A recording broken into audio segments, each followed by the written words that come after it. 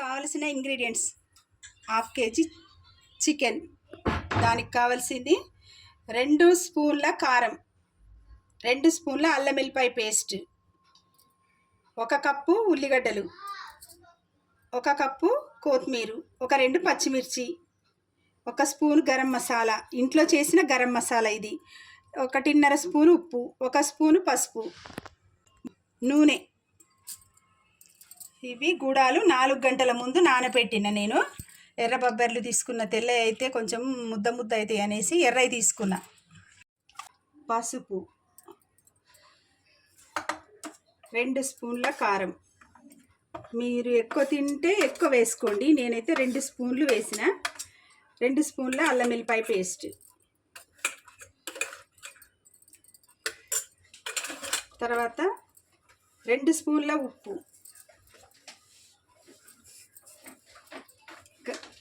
1 tea spoon garam masala.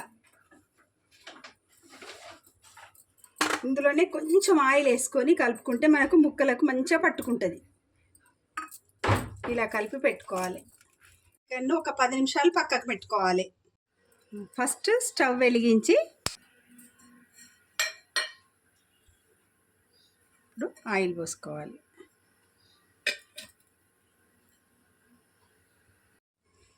ఇందాక మనం cut చేసుకున్న ఆనియన్స్,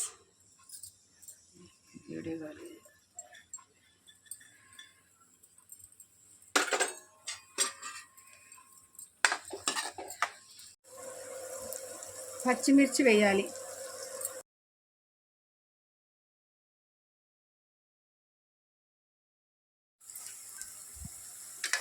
ఇప్పుడు ఈ ఆనియన్స్ కొంచెం బ్రౌన్ కలర్ అయిన తర్వాత మనము ఇందాక కలిపి పెట్టుకున్న చికెన్ ఉంది కదా, అది ఇందులో వేసి బాగా కలపాలి.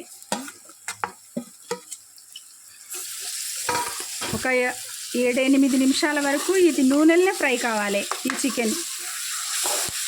అప్పుడైతే నీసు వాసన రాకుండా ఉంటుంది.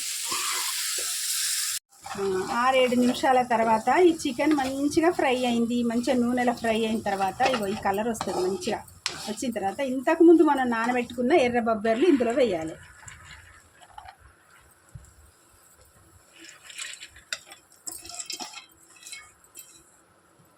ఈ బొబ్బర్లు వేసి ఒకసారి కలిపి పక్కకు స్టవ్ మీద నేను వేడి నీళ్ళు పెట్టిన, ఒక గిన్నెలో వేడి నీళ్ళు పెట్టిన, ఆ నీళ్లు దీంట్లో వేయాలి.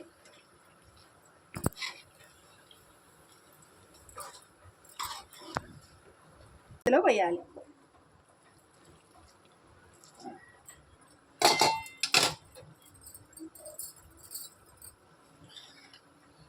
పోసిన తర్వాత మంచిగా కలిపి ఇవి బొబ్బర్లు ఉడికేంత వరకు మంచిగా ఉడికించాలి.